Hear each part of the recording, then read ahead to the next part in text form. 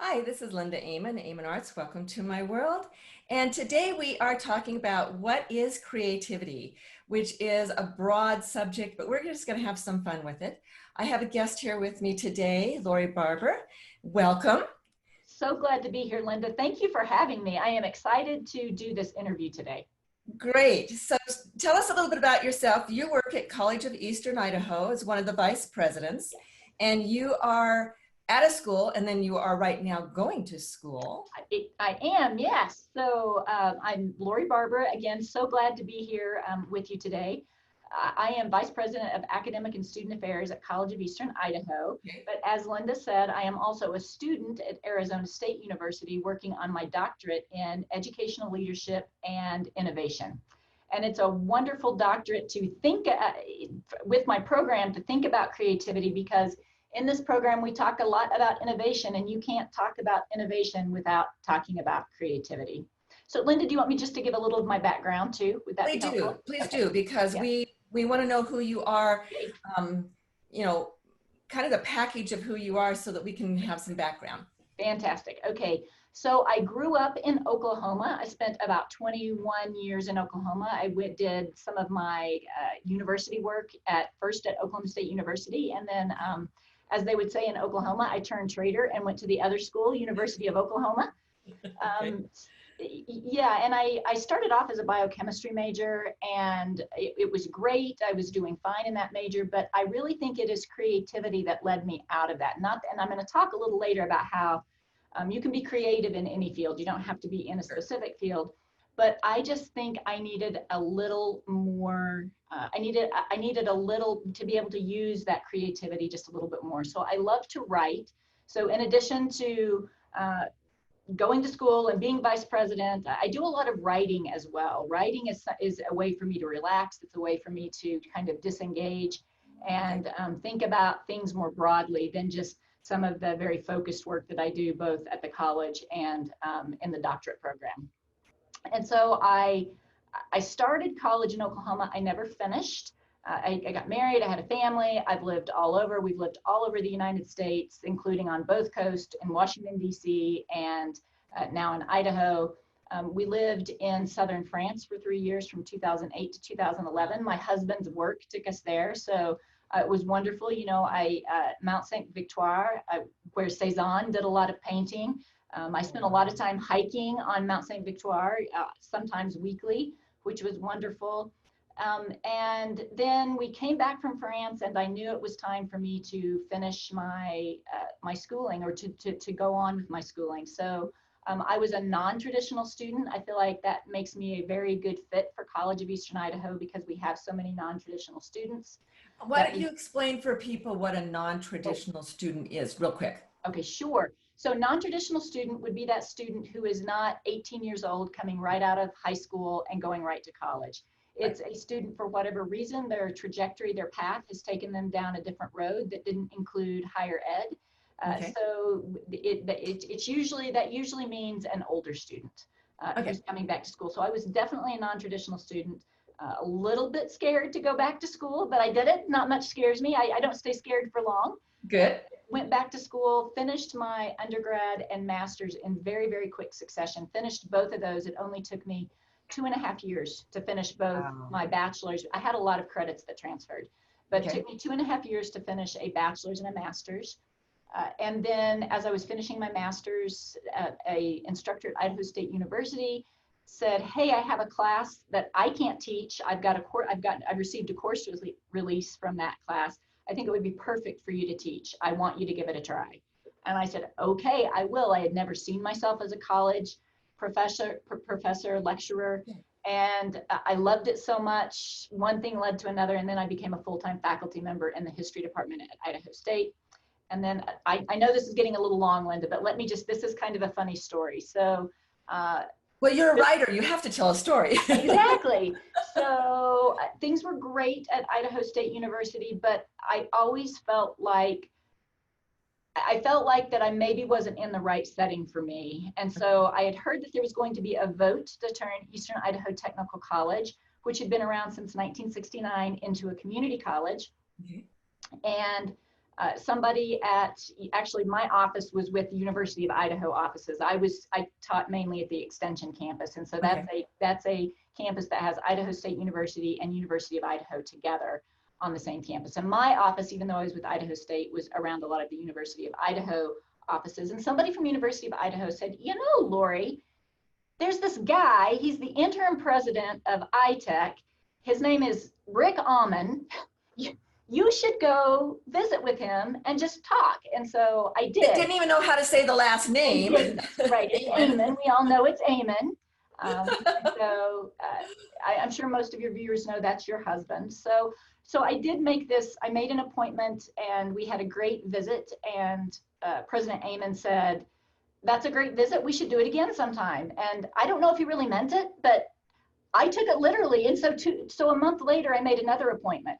And so again, he said that was a really great visit. You should visit with our vice president, and maybe you and I should visit again sometime. And so I did. And kind of the joke is that I kept coming back. I wouldn't go away. And so they had to hire me. So I started off on a temporary contract at College of Eastern Idaho, really hired to help build the academic transfer after the vote happened. And we went from a technical college to the academic transfer, to being able to offer academic transfer.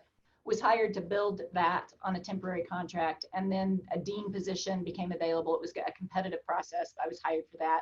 And then about a year later, the vice president position became available, and I applied for that. And that's how we ended up here today, Linda. And you had a very fast track with that. That's not the traditional. So that's a creative side as well. So I feel very, very fortunate that I was able, nothing about my life has been traditional. So in that interim, when we were traveling and I was not working outside the home, right. I actually started my own school. I had 2 kids. I raised 2 kids, 2 boys who are now grown and gone. Started my own school during that time period. I just thought, I want to see what I can do. Again, that creative side. I'm going to see what I can do with this.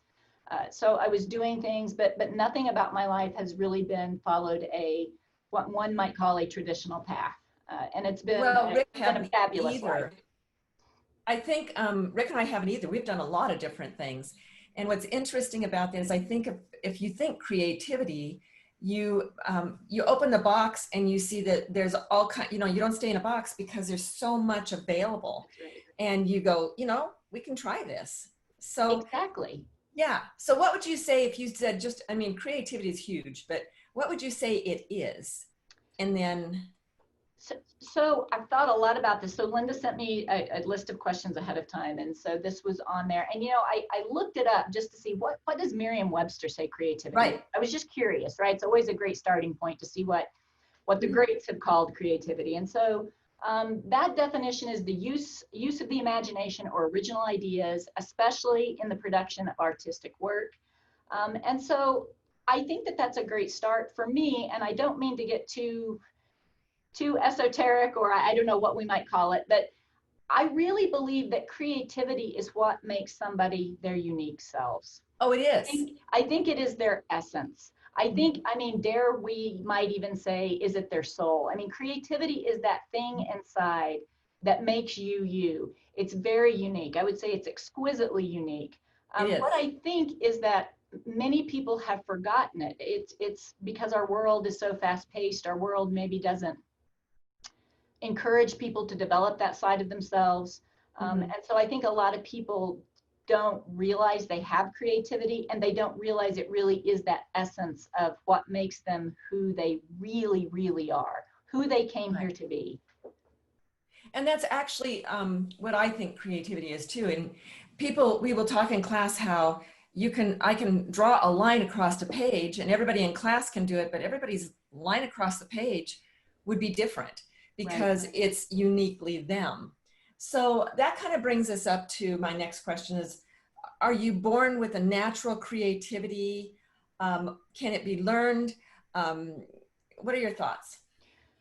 So I guess that if we agree that this is what makes somebody their essence, that it's what makes them, maybe it's their soul, then yes, I think every person is born with creativity. But again, I think it gets buried many times, buried under so many things that our world values perhaps more or that we're trained to value more than our creativity. So I think you're born with it. I think people might forget it. And I think it can be cultivated. I think anybody at any time in their life, whether they're 5 or 85, can begin to cultivate their creativity. And but I also think that it's something I can't look at Linda and say, I want to do what you can teach me how to paint, but if I can't try to be Linda, I can't try to be Linda's creativity. So I think that happens a lot too, that we begin to compare. Think, I want, compare, or say, I want to be, I can paint, but it's not pretty. And I know I could be taught. So I think that I could learn to paint well.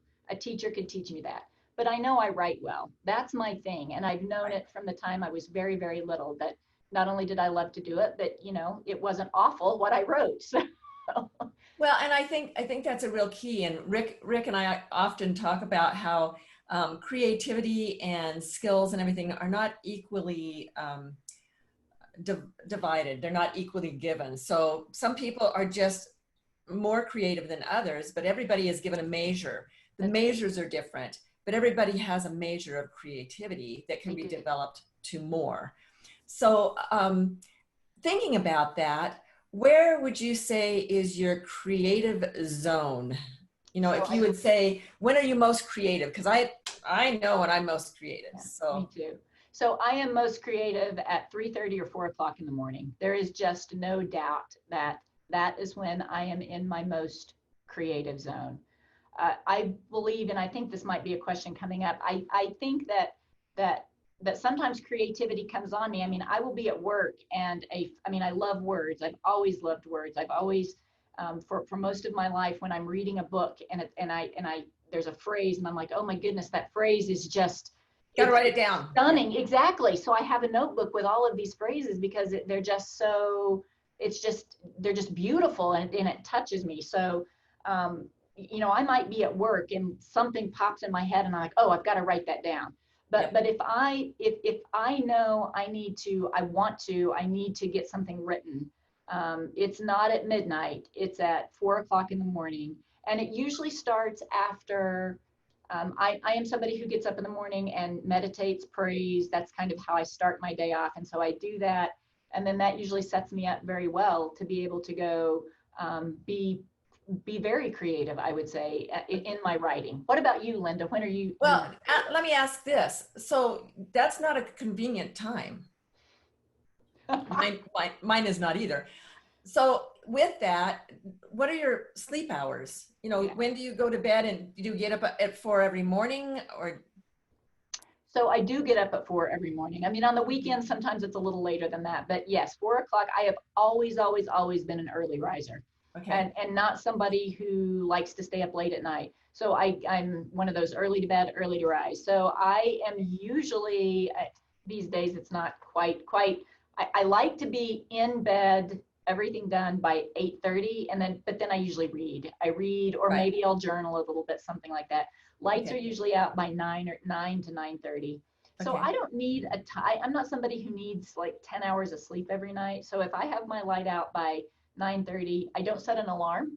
I just wake up at 4 o'clock. But I do start my day. It's not just I wake up and go grab a cup of coffee and go start. For me, it's a ritual, and that whole prayer and meditation, sometimes it's for 10 minutes and sometimes it's for 45 minutes. Right. It depends on what you need. Exactly. Okay. Yeah, mine is on the opposite. Oh, okay. Morning is hard for me. Okay. I have paper next to the bed because I will wake up in the middle of the night and have to write something down. I've gotten good enough now that I can actually read it, even though I haven't turned on the light. I mean, oh, that's amazing. It's amazing. I can actually read it, but my creative time, on a time that I'm able to do it, that I don't have to get up too early, my creative time comes on probably 11, 12 o'clock at night. Oh, wow. And I try not to stay up too late. So, I back it up and start maybe more at 10, and then we'll go into, maybe 12:30 or something. Oh, wow. But I can't always, because of my teaching, because I can't always use that schedule, but my ideas come on a lot of times in my sleep. I'll wake up and have to write it down and go back to sleep. So that unconscious mind, that was one of my things. Where do you ever have that happen? Or you're getting up so early, you don't have to get up and write it down. You're already up. Well, no, but I have a notebook by my bed as well. I mean, and I'll wake up at, 1:30 or 2 with a great idea. And I know it's probably going to be gone if I don't write. I mean, yeah, it just, and it's that's so strange, I find, because I've told myself before, oh, you'll remember it. And then I know enough now to know I'm not going to remember it, because it's like, it's not exactly like it came to me in the middle of the night. Or even remember what it was. That's true. Yes, yes. So good. I do have a notebook that's by my bed, and if I wake up and I do turn on a light, so I'm not as good as you, Linda. I can't do it without a light on. So. Well, I've gotten pretty good. In fact, I can wake up a few times in the night and that paper will have enough legibility that I can see the four ideas or whatever. So do you draw something, or do you actually make? No, I'm right. Here's what's interesting. As an artist, you would think that it's a drawn idea, but actually it's words. So I'm getting more and more where my artwork is turning into a combination of writing and words. Oh, wow. Those are needed. And so I will write down, like last night I had one, I got it here on a scrap of paper. Practicing skill sets, use muscle memory. What does that mean as an artist? Oh, wow. So I would write something down and then develop that idea. There have been a few times I've gotten up in the middle of the night, gone into the studio and gotten a color down on paper. Oh, there's a color that came to my mind that if I didn't match up the colors or the combination of colors, I wouldn't have it in the morning. But usually it's words. Usually it's words that I will come. Oh, I find that really fascinating, Linda. Well, thank you. Yeah. I'm getting to where my writing, we'll have to talk. We will. Where I'm writing articles and trying to incorporate words. Like just last night on one of the classes, I told them that I am very innovative and that I will experiment and I will play, but with intentional. And they went, well, how can you be an intentional and play? So we did this whole conversation of how you can be intentional, but still be very abstract and very playful and bring the ideas together. But the word is what started the whole conversation. Oh, that's fascinating. So words are becoming more and more interesting to me on how they're playing through my art teaching and my art experience. It's really interesting. I had a couple of thoughts on that. So words for me are incredibly important. I mean, every word I say, I mean, I'm not so good at, I guess I'm not policing every word I say, but I believe words are powerful. They are. So I want to be really intentional about words I speak, what I say, even, saying things like, and I don't want to get too far afield here, but even saying, oh, I'm just so stupid, or oh, even I try not to say, I'm just so sick of doing that, because I think words have power. I guess that's the best way to influence. They influence. They do. Yeah. And you were talking about play, and people were saying, how can you be playful and intentional? Just here with some of my team, we talk a lot about innovation at CEI, because we want to be innovative. But I talk about that you need to be innovative with purpose, innovative with meaning. It's the same thing, because innovation for innovation's sake is not what we want to do. We want to have a meaning and a purpose behind it, or it can go off the rails very quickly. Right. And I've just found that a lot of the people that come late in life to classes because they have this desire to do art but have never developed it were damaged by words either in school or by somebody saying, you can't draw, you don't know how to paint. Yes. What are you doing? So those are the words are important, and I think creativity just has this big package of all that. Yeah, I agree. It does. So tell me, can you make creativity happen when you don't feel like it? Yeah. Because I'm going to have to do that with art often, because I'm not going to be doing something at 12 o'clock at night for long production time. Right. So the answer is yes. I always feel like that it just doesn't flow as easy as when I know I'm in that zone, right? I'm sure you know when you're in the zone, right? You're like, oh, this is great, this is awesome. So I can, because like you said, sometimes you have to. Sometimes you have to get to that point of like, okay, I don't really feel it. I don't feel the words. I don't feel And like when you start, sometimes it bumps it going. it 100% does. So I will tell you though, when I'm not in the zone and when I know I have to be, music is a huge is a way to help me get there. Okay. And it's all different kinds of music. It's from classical to rock to pop to, I mean, if you looked at my Spotify list, it's all over the board. There's not one genre. And so I just usually start playing things, and it's like, no, that's not it. That's not it. And then I'll hit on a song, and it's like, oh, that's the one that's going to get me where I need to go to be able to write what I need to write. Okay. So real quick, on music, is it going to be instrumental only, or is it going to be words? Both. Yeah. But okay. Because with art, I can't work with words. Oh, wow. In music. So the music can be jazz, it can be classical, it can be all these different things, but it can't have the words, which is funny. That is funny. The words have to be inspirational. I mean, I am somebody who's really, I'm looking for quotes, I'm looking for words, I'm looking for lyrics that are inspiring. You know, I'm not, again, because I'm such a believer in the power of words, I'm very careful to what I listen to anyway. I usually don't listen to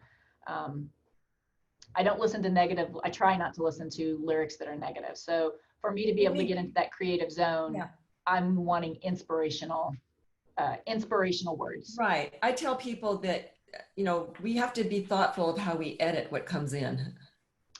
Yes. So I talk about it in consumption. What you have to be careful what you consume, and that doesn't just mean what you eat. It means what you watch, what you listen to, who especially now. Who you surround yourself with. Right. Right. Good. Yes. Good. Is problem solving and creativity the same? Yeah. So I think it is.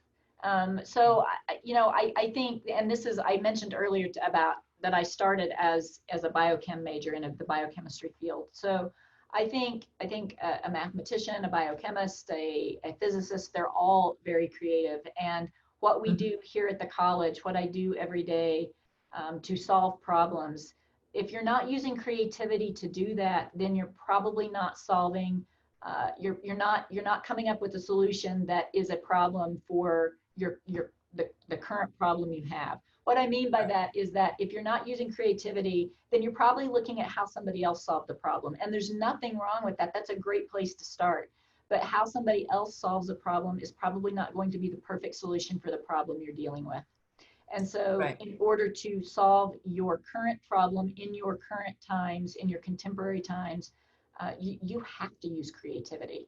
So I believe that problem solving and creativity go hand in hand.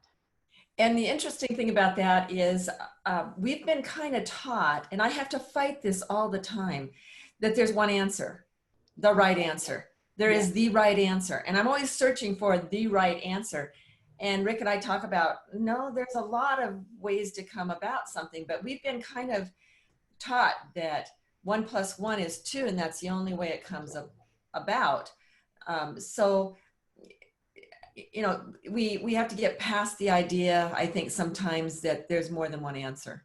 I think that is a very, very good point. And I do think you're right that many of us get locked into what's that one answer.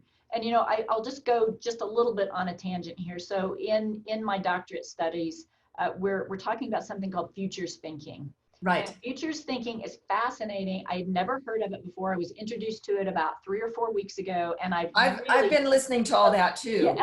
Yes, because I've gone down a rabbit hole because I think it's just, and it's right in line with what you're talking about, one solution versus a lot of solutions. Right. Futures thinking says there's a possible future. I'm sorry, Linda, I know you've probably already heard this, but no, I do hear a lot of things that Rick studies, and it's like I get the overflow of that, which is good. Sure. So futures thinking says there's a possible future, a probable future, and a preferred future. Correct. And that if you can get, it is plural, futures thinking, because the people who are in this field says there are many futures that could actually be the eventuality of what you're going to experience. Well, look at COVID-19. COVID-19 was a futures that we should have been a little more prepared for. That is correct. You're absolutely, and we should have, and we could have, because I talked with one of my professors about COVID in particular, and just with a little digging, you could see that we were really due for a pandemic, that this was something that was probably coming, and our global world, and every 100 years. Even Yep. thinking about the way we eat influences how this pandemic was able just to go just Yep. everywhere. Anyway, the cool thing about futures thinking is says there is a way for you to begin looking out on the horizon for whatever your organization does. So mine's education. You know, what is going on the horizon out there in education that is going to, or has the possibility to revolutionize community colleges? Right. Right now, that's technology. Technology is, and how we deliver curriculum, and we can shrink time and space by using online.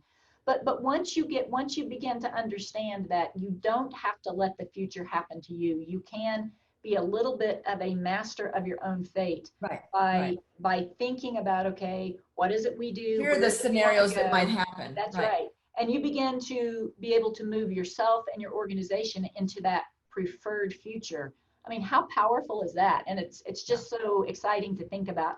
So it's not just one solution to build on what started me on this tangent.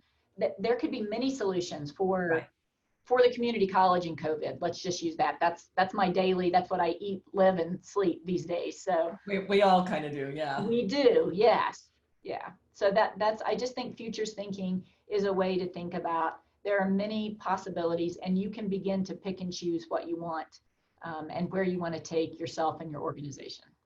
And that is where that whole thing that we just talked about a few minutes ago is that intentional thought, that purpose-driven, decide what could happen, what might happen, what we could do. It's making that box of what people put you in, just this is all you can do, making it much broader. And you bring all these people to you and ideas. In fact, I was listening to something the other night that they said, bring somebody into your conversation that is a novice that has no idea what you're doing. I thought, well, why would you do that? And they said, because when you bring somebody in like that, they are going to have an idea that's way outside of yours because they don't have the knowledge base you have. Yeah. And I hadn't thought of that. Amazing. Yeah, that's really good. And it just brings diversifies opinions and solutions. Yeah, that's amazing. That's a good thought.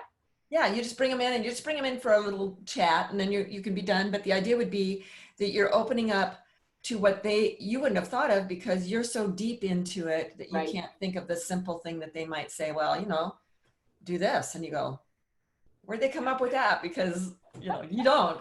Absolutely. So how do you feel when you get the idea? I mean, how does that emotionally impact you when you go, those were the perfect words and the entire earth to put down on the paper? Exactly, right. And they might be the entire world for your world, because I always say, welcome to my world, Linda, welcome to my world. Well, you're coming to my world. So if you're coming into my world, what I'm telling you today may not be your world, but I'm going to influence you with that. So you might get that idea of those couple phrases of words that are like, how does that emotionally make you feel? Yeah. So it's euphoric. I mean, and when I'm writing and I know that it's good, at least for my world, it just feels euphoric. It feels like how we're supposed to live. I truly believe that we are supposed to live, we're not supposed to live defeated and like everything's a struggle. It's not to say that, I mean, many things are a struggle for me. They are. So, but I believe that when I get that feeling, I think that's the level we're supposed to live at. Okay. And I think we've created a world maybe where we don't do that. And many people don't know what that feels like. But for me, it's euphoric, and it's like, wow, this is living. This is what living is supposed to be. Yeah. Good.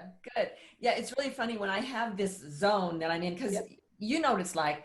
You can create the zone, you can work towards it. If you get started, you can get into it. But there are times that you're just there, and however long it's going to last, it's a short period of time, it's there. And it's really funny because Rick will move the world for me if he can and say, okay, I'll make dinner tonight and I'll, keep moving. And I think, I need to tell him every night that I'm kind of in this zone. Well, don't have to make dinner. That's But the a idea good- would be that I you, if gotta you make a can, note on that. That's a yeah, good idea. if you can scoot things away a little bit, Yeah, if you can rearrange things, and you can't always, but if you right, can, you do it. right. Because that zone is a place where you're not always easily going to be at that idea again. And sometimes you just can't do that. But when you can, you try to move things to give yourself a little more time in that. That's absolutely true. And I'm very fortunate. My husband does the same thing. When he knows, he's like, okay, you've got it going on. So I'll just take over everything that Yeah. needs to be done. And I agree. I like that. Every night about 6 o'clock, I think 5 or 6 o'clock, I should be in the zone. Yeah. Yeah. Okay. And then another thing is, who's one of the most creative persons you know? And this could be, someone you don't even know personally, but what were your thoughts on that? So I have so many names written down here, Linda, because it's so hard to decide. Well, and it doesn't have to be the most, but yeah. Yeah, so I'm just going to mention a few names, and then I'm going to mention, because I wasn't really sure if you wanted somebody that I actually knew, like Doesn't matter. personally, or could it be just somebody in the world? So this is going to be an interesting, maybe it won't be an interesting answer, but I have a couple of people that I want to talk about, and then I'll move on to somebody personally that I know. So, growing up, I was a Walt Disney fanatic. I absolutely was. Sure. Just crazy for everything Walt Disney. I was part of the Mickey Mouse Club. I got a book once a month. And Okay. my mom, I grew up with a single mom, and my mom, who was not a traveler, I mean, I begged, I want to go to Disney World. Please take me to Disney World. And so when I was 11, our whole family went to Disney World. And that was completely, those were those words being powerful. That's right. So I really think Walt Disney is amazing. I think that what he created and the fantasy lands that he created, and I think Walt Disney is just incredibly creative. Nothing like it. Nothing. Mm-mm. Nothing like it. So also writers, Tolkien and C.S. Lewis, again, Sure. the worlds that they created. So huge Tolkien fan and just a massive C.S. Lewis. I've read most everything that C.S. Lewis Oh, amazing. Yes. Yeah, I mean, yes. the world of Narnia for Lewis, Middle Earth for Tolkien. I mean, and they were contemporaries. And they knew each other. Yeah, that's exactly what they were contemporaries. They actually helped each other be better writers. So they would meet and talk about their writings. So the kind of writing circle. Somebody else who's just pretty amazing that people might not know, Mary Halleck Foote. I don't know if you know who she is. I don't. She was born in the late 1800s, born on the East Coast, and was kind of right at the cusp of being part of high society, but she wasn't quite there.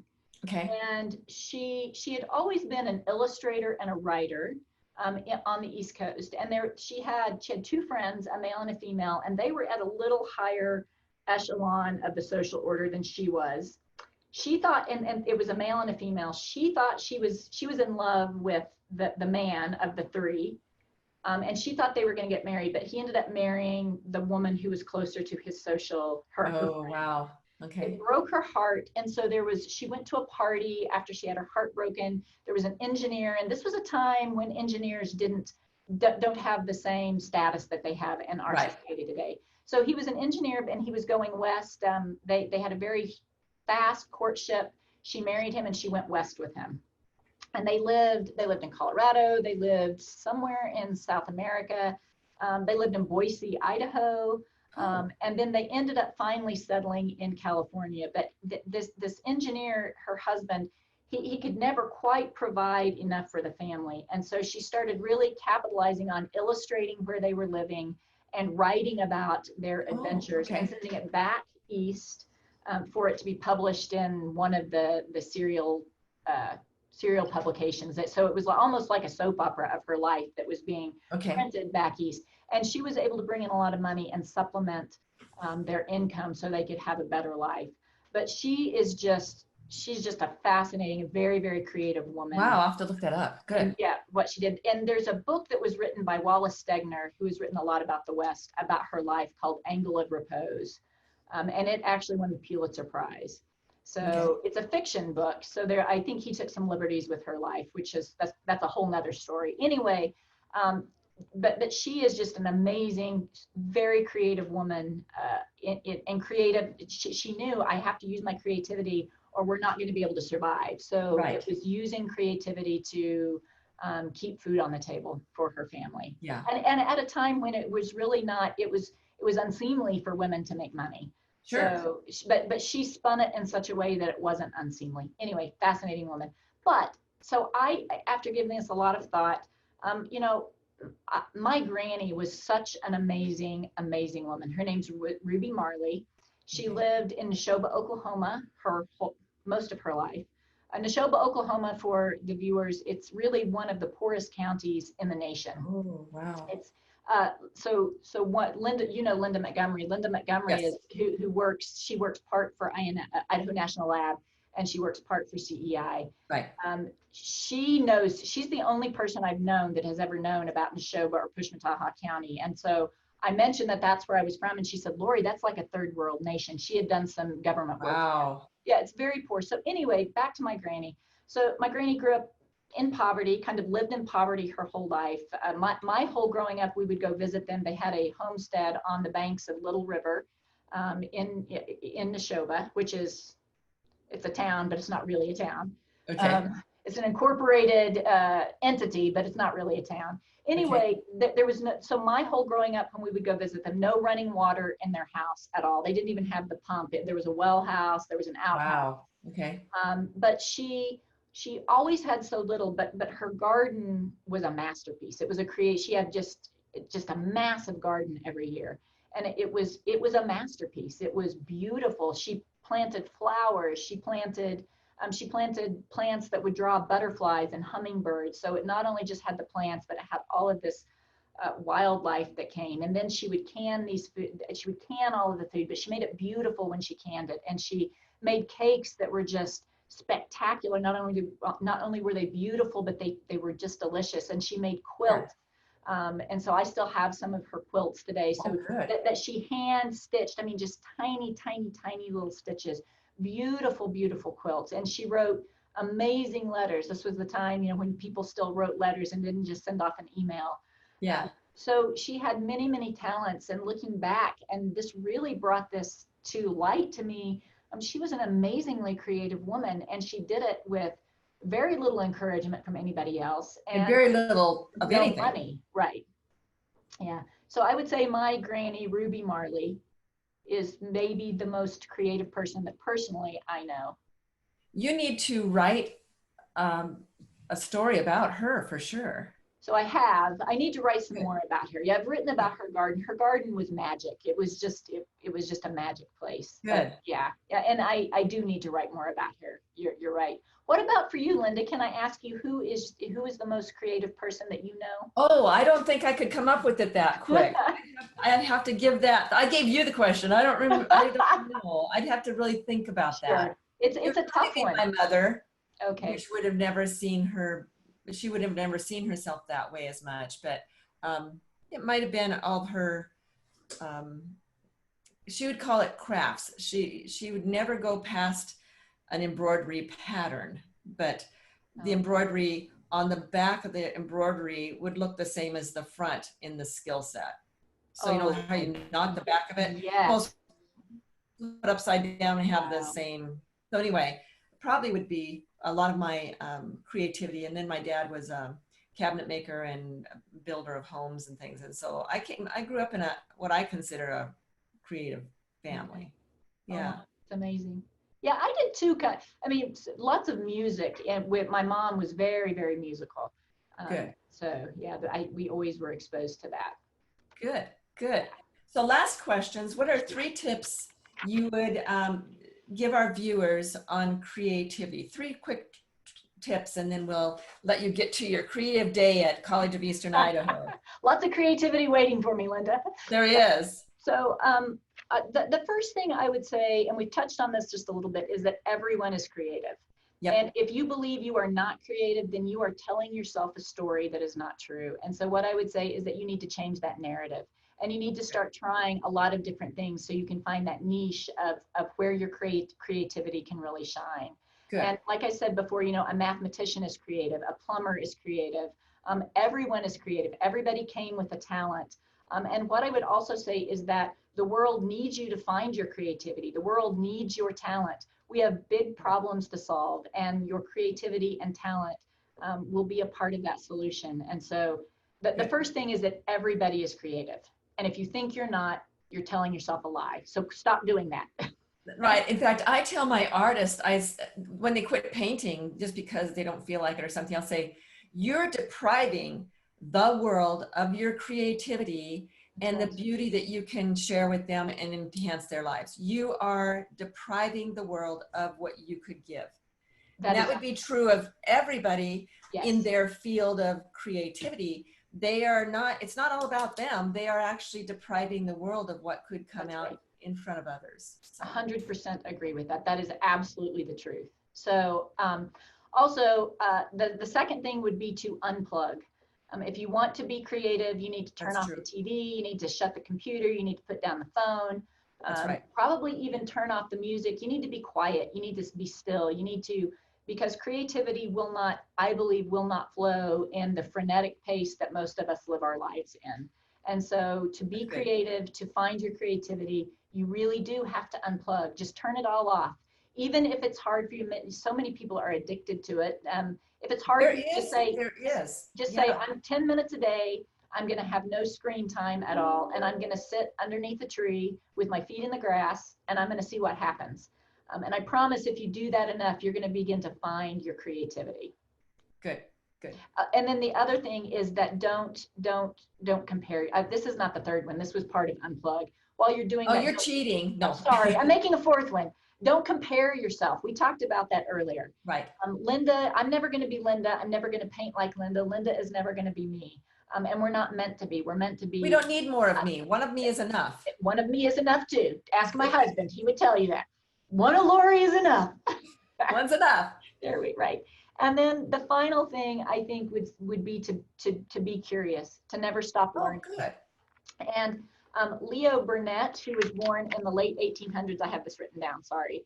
And he was this huge advertising executive. And he said, curiosity about life in all of its aspects, I think, is still the secret of great creative people. So if you're not curious, if you're not learning, if every day you're not saying, I'm going to think about something new, I'm going to try something new, and maybe I'll be terrible at it, but who knows, maybe I'll be good at it. And even if you are terrible at it, you've learned something new. And so, so try something new, never stop learning, be curious, do things that scare you, get up and give a speech if it scares you, do those things that scare you, and that begins to get those creative juices flowing. Good. Well, this is great. I really enjoyed this today. I think it helps to take thought to this kind of thing. Right. And everybody will have a little different slant on what creativity is for them. For you, it's a writer. For me, it's an artist. But we've just talked about how you see the visual and how you're bringing that into your writing, and how I'm trying to develop the words into my paintings. In fact, I'm even incorporating the words physically into some of my paintings. Oh, that's really cool. Because it changes the feel of things.